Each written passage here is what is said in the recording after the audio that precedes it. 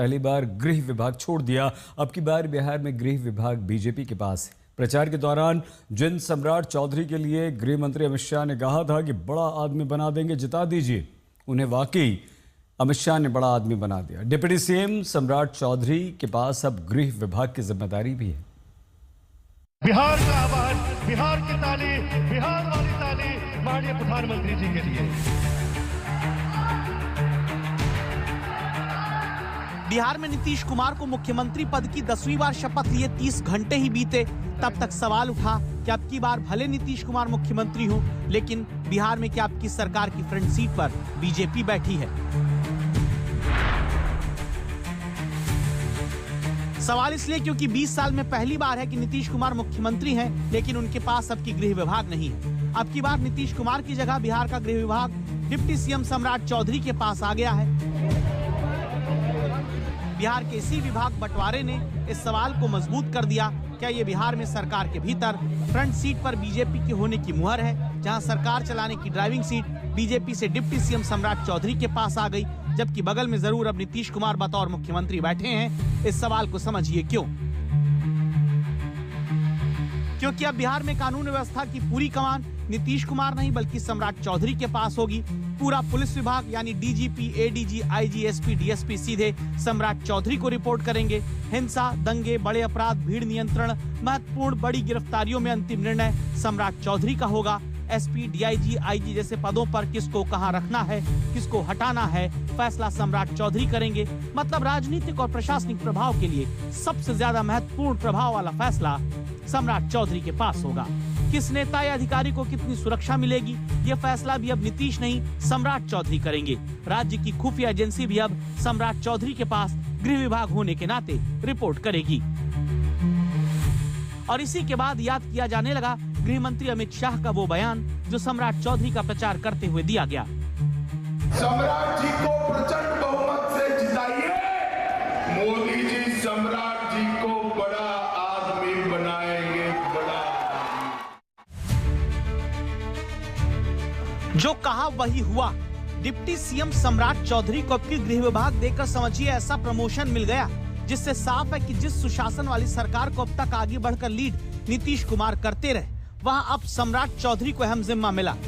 क्यों का जवाब फिर समझिए। घुसपैठ का मुद्दा जो बीजेपी ने प्रमुखता से उठाया, उसको अब गृह विभाग होने के नाते सम्राट चौधरी ही मुकाबला करेंगे।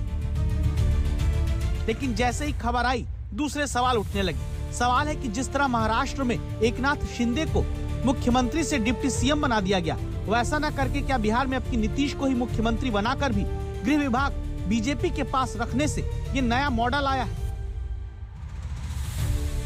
जहां दूसरी बार से लेकर अब तक के नीतीश कुमार के सीएम कार्यकाल में विभाग पर गौर करें तो गृह विभाग ही इकलौता है जो पहली बार नीतीश के पास अब की नहीं है। बाकी मंत्रिमंडल, सचिवालय के अलावा सामान्य प्रशासन, निगरानी और निर्वाचन विभाग अब भी नीतीश कुमार के ही पास है। इसके अलावा वो विभाग भी नीतीश कुमार के पास रहेंगे जो किसी को आवंटित नहीं किए गए। लेकिन सबसे मजबूत गृह विभाग मुख्यमंत्री ने अब की बार छोड़ दिया है। गृह विभाग जैसा महत्वपूर्ण विभाग भाजपा के माननीय सम्राट चौधरी जी को देखकर माननीय मुख्यमंत्री जी ने एक बहुत बड़ा विश्वास उन पर दिखाया है। निश्चित रूप से यह विश्वास जो पिछले टर्म में माननीय मुख्यमंत्री नीतीश कुमार जी और माननीय डिप्टी सीएम सम्राट चौधरी जी ने एक साथ मिलकर कदम डालकर बिहार का विकास किया, यह उसी समन्वय का परिणाम है। भारतीय जनता पार्टी जिस तरह का चक्रव्यूह रच रही थी, जिस तरह का व्यू रचा था और जिस तरह से भूंजा पार्टी को माध्यम बनाया था, उसमें वो सफल हो गए। हम लोग पहले ही से कह रहे थे कि सिर्फ और सिर्फ नीतीश कुमार इस बार चेहरा रहेंगे और सारा खेल भारतीय जनता पार्टी उनके चेहरे को सामने रख करके खेलने का कार्य करेगी। अब इस सियासी बहस में सवाल जवाब आगे और चलते रहेंगे, जहां जेडीयू के पास वित्त विभाग जरूर है, लेकिन दावा यह भी कि दूसरे कई बड़े विभाग बीजेपी के पास गए हैं। और अब वर्तमान में चुनावी राजनीति से निकले भविष्य के एक चुनाव से जुड़े राजनीतिक सवाल पर यह खबर, जहां प्रश्न यह है कि क्या बिहार की राजनीति से निकले परिणाम का असर उत्तर प्रदेश में भी देखने को मिलेगा? क्या मुस्लिम यादव समीकरण पर अब तक विशेष जोर देने वाले दलों के लिए परेशानी बढ़ गई है? क्या उत्तर प्रदेश में मुस्लिम और यादव वोट का बड़ा हिस्सा हासिल करने वाली समाजवादी पार्टी के सामने ओवैसी और मायावती मिलकर मुस्लिम प्लस दलित वोट का समीकरण खड़ा कर देंगे, अखिलेश यादव को परेशान कर देंगे?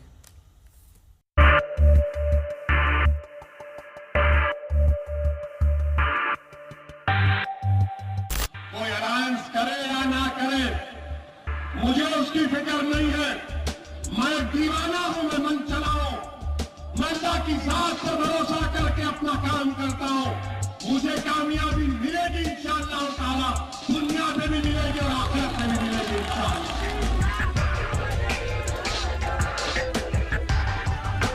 एक मिनिस्टर आजम खान थे, लोगों को नौकरी दी, उसके ऊपर केस बुक हो गया, तो क्या अखिलेश यादव कुछ नहीं किए? इतना बड़ा रोड बनाए, हर काम बोलते मैंने किया, तो फिर आजम ने क्या किया था? आजम खान जेल में है और अखिलेश यादव बाहर कैसे, बताओ? तो मालूम हुआ कि सीबीआई, नरेंद्र मोदी की सीबीआई सिर्फ मुसलमानों के खिलाफ इस्तेमाल होती है, अखिलेश के खिलाफ नहीं इस्तेमाल होती। आजम खान फिर जेल में है। अखिलेश यादव अब 2027 के मैदान की तैयारी में जुट चुके हैं और ओवैसी बिहार की जीत के बाद यूपी में दम ठोकने की बात करने लगे हैं। लेकिन क्या ओवैसी ऐसा गणित बना सकते हैं जो बिहार में आरजेडी कांग्रेस की तरह यूपी में समाजवादी पार्टी और कांग्रेस के गठबंधन को नुकसान पहुंचा देगा? सवाल इसलिए क्योंकि ओवैसी इस वक्त बिहार में फिर से मुस्लिम बाहुल्य 5 सीट पर अपनी पार्टी को मिली जीत के बाद नई उड़ान भरना चाहते हैं। एक ऐसी उड़ान जिसमें वो बीजेपी के खिलाफ अब तक मुस्लिम वोट की एक मुश्त ताकत पाने वाले विपक्षी दलों को चुनौती दे रहे हैं। अगर आप ये समझते कि मुझे गाली देके, मुझ पर पत्थर मारकर, मुझ पर उंगलियां उठाकर, मुझे कुछ बोलकर आपका गम हल्का हो जाता है, तो बी माई गेस्ट। सुना अखिलेश यादव का स्टेटमेंट आया, उन्होंने बोले SIR की वजह से। कब तक पर बकवास बात करेंगे? छोड़िए इसको, आप देखिए आपकी कमजोरी कहाँ है। अगर आप ये समझेंगे कि हम राजा हैं और वोटर हमारी प्रजा है, तो वो जमाना खत्म होगा।